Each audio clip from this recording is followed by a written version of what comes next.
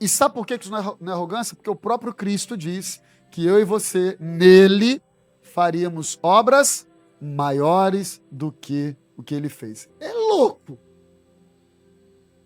Como é que a gente vai fazer uma obra maior do que Jesus fez?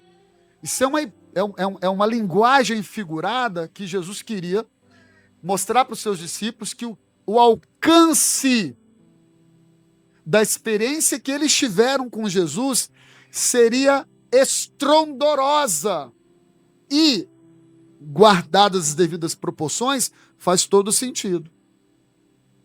Por que faz todo sentido? Porque Jesus, por exemplo, pregou o evangelho, realizou os seus milagres dentro de uma esfera geográfica. Quem está entendendo o que eu estou dizendo? Irmão, pelo amor de Deus, eu não estou aqui achando que nós somos maiores que... Pelo amor de Deus. Jesus é incomparável, Jesus é Deus, amém? Eu estou falando numa relação que ele queria ensinar aos discípulos a partir de um ministério, de um propósito de vida aqui nessa terra. Ele selecionou 12 homens, preparou esses 12 homens, sabem para quê? Para que a experiência que eles tivessem com Jesus colocasse sobre a vida deles um propósito para que eles pudessem ir além, rompendo as fronteiras de Jerusalém, Samaria, até os confins da terra. A pergunta é, homens e mulheres fizeram isso no decorrer da história, sim ou não? Sim ou não? Sim, sabe por quê? Porque você está aqui. Você está aqui porque homens e mulheres, eu estou nesse altar pregando a palavra de Deus, porque homens e mulheres, ao longo de uma jornada de vida, pastor Wagner, tiveram experiência com Deus. E essa experiência com Deus forjou um propósito na vida deles. E esses homens e mulheres viveram por esse propósito. E a obra que eles realizaram alcançou a mim, a você e toda a terra. Quem está entendendo o que eu estou dizendo? Aí a gente vai olhar para a vida de de Eliseu, e a gente vai perceber que mais do que um homem, um profeta que manifestou milagre, porque ele também manifestou muito, uma das maiores preocupações de Eliseu foi preparar as próximas gerações para replicar o que ele havia recebido. Ele criou, inclusive, uma escola de profetas. Ou seja, Eliseu não estava preocupado apenas em trazer notoriedade, e eu não estou dizendo que Elias queria isso. Para cada um, Deus dá um chamado e um propósito. Mas o que eu quero declarar para você é que a experiência que Eliseu teve com Elias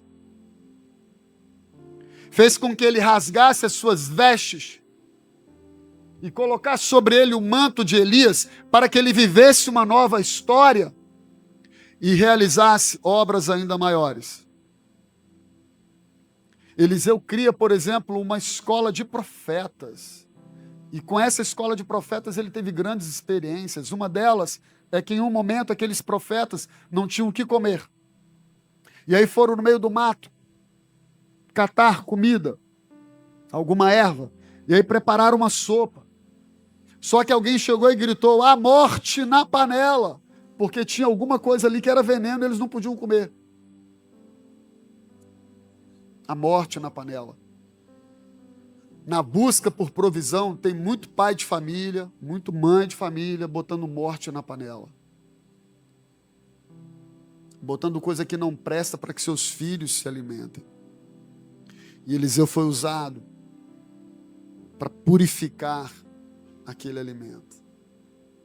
Há um outro milagre de Eliseu que eu acho lindo. Eles estavam perto de uma cidade, a cidade estava... A gente fala cidade, não é urbe, como a gente pensa assim hoje, né? Era uma comunidade, à beira de um rio. Os garotos que estudam a história aí sabem do que eu estou falando. As civilizações se desenvolviam em regiões em que havia possibilidade da sobrevivência pela agricultura.